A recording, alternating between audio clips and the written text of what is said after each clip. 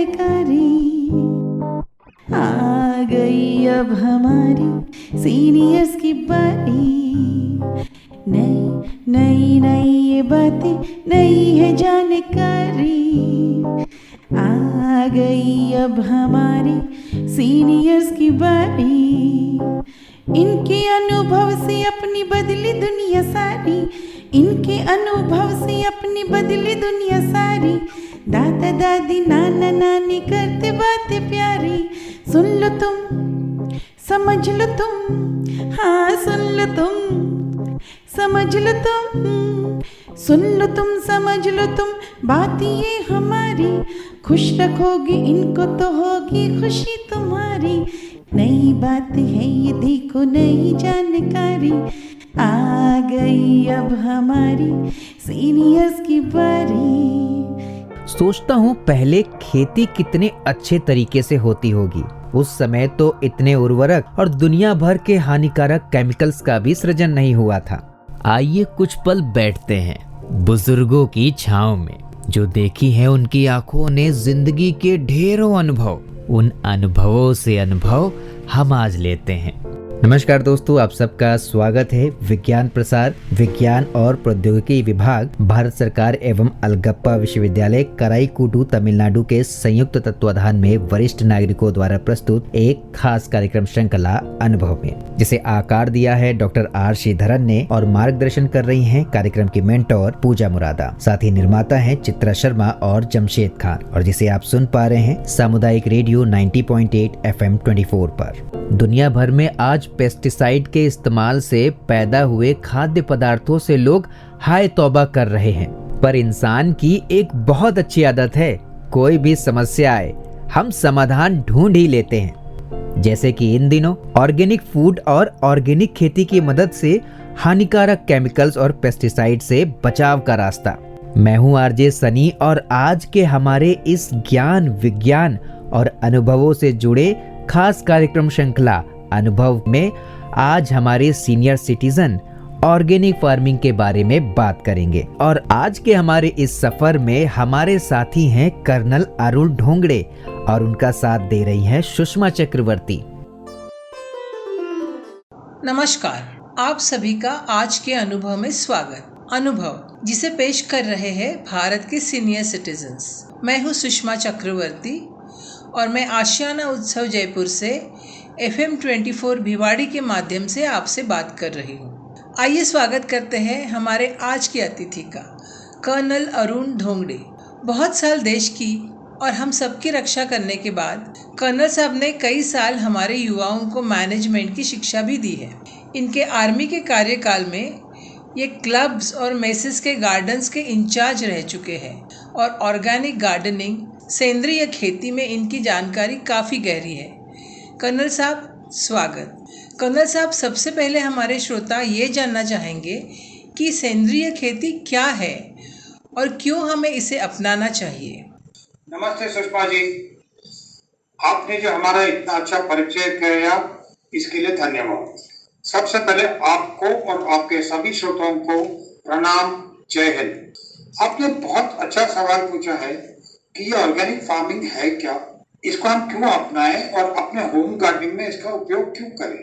इस प्रश्न का उत्तर देने के लिए हमें थोड़ा सा इतिहास में झांकना पड़ेगा।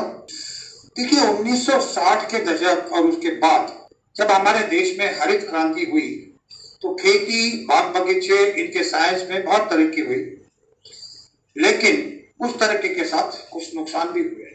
हरित क्रांति के कुछ मुख्य पहलू थे: सिंथेटिक खाद का इस्तेमाल, सिंथेटिक इंसेक्टिसाइड्स या पेस्टिसाइड्स यानी कि कीटनाशक दवाओं का इस्तेमाल या उपयोग, और हाइब्रिड सीड्स यानी हाइब्रिड बीज, इनका उपयोग करना।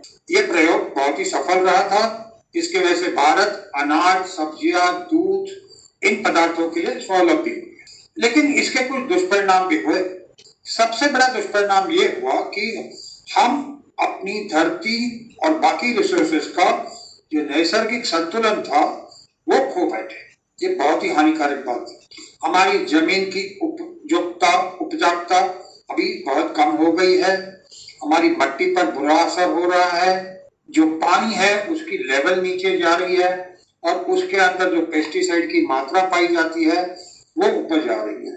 अब हमें चाहिए कि हम इन सिंथेटिक खाद और कीटनाशकों का इस्तेमाल ना करें या कम से कम करें। इसी को हम ऑर्गेनिक फार्मिंग कहते हैं।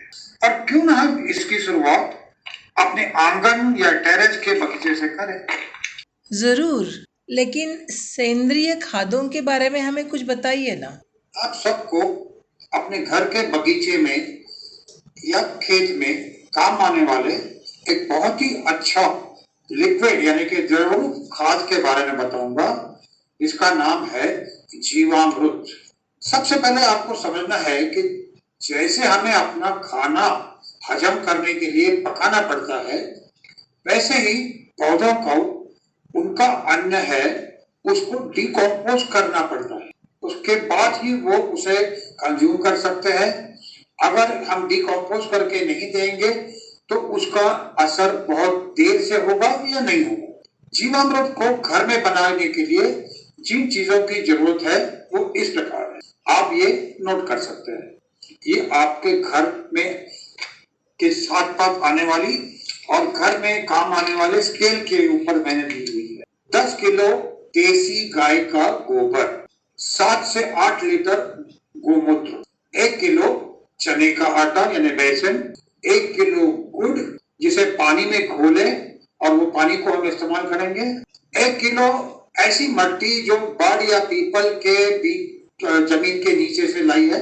अगर आपके पास थोड़ा सा गन्ने का रस उपलब्ध है तो वो भी आप 1 लीटर इस्तेमाल कर सकते हैं। अब बनाने की विधि, सबसे पहले एक ड्रम में 20 लीटर पानी लें, उसमें 10 किलो गोबर मिक्स करें और 5 मिनट के लिए अच्छी तरह से हिलाएं। इसके बाद मट्टी छोड़ के बाकी सारी चीजें यानी गोमूत्र, आसन, बेसन और गुड़ इसमें डाल दें और फिर 5 मिनट इसको हिलाएं।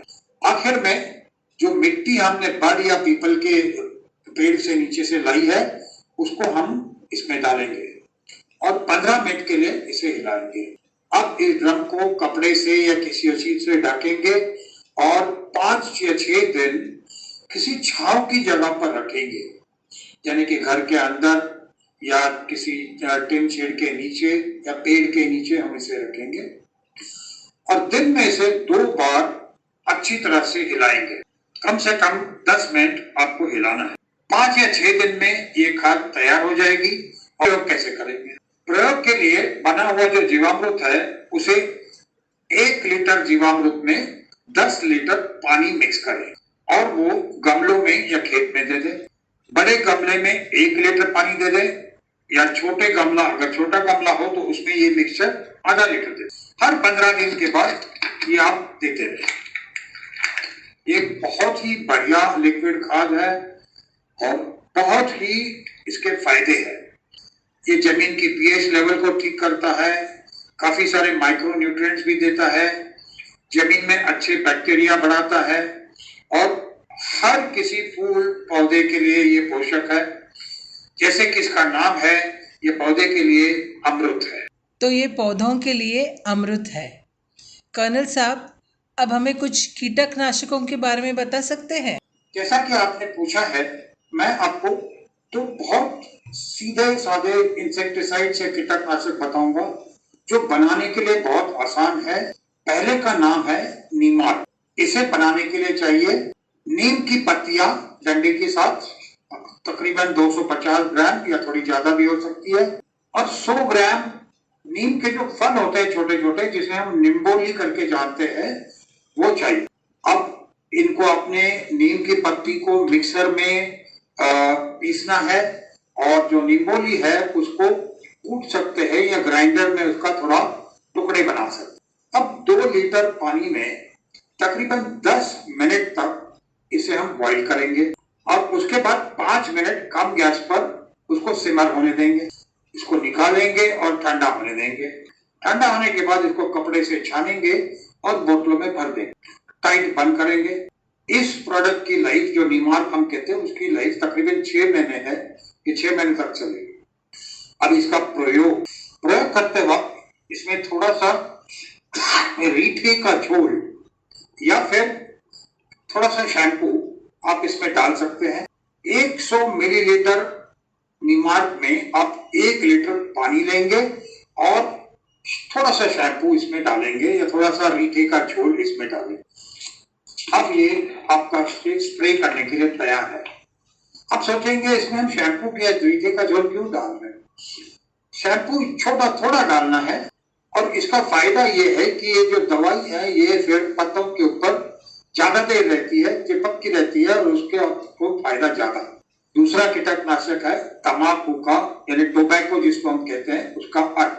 हम सब जानते हैं कि तम्बाकू बुरी चीज है, लेकिन इस बुरी चीज के भी कुछ अच्छे फायदे हैं। इसका जो अर्क बनता है एक बहुत ही इफेक्टिव कीटनाशक।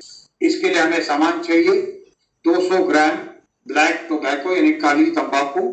अगर काली तंबाकू नहीं मिलती तो खाने वाली कोई भी तंबाकू आपको चल सकती है।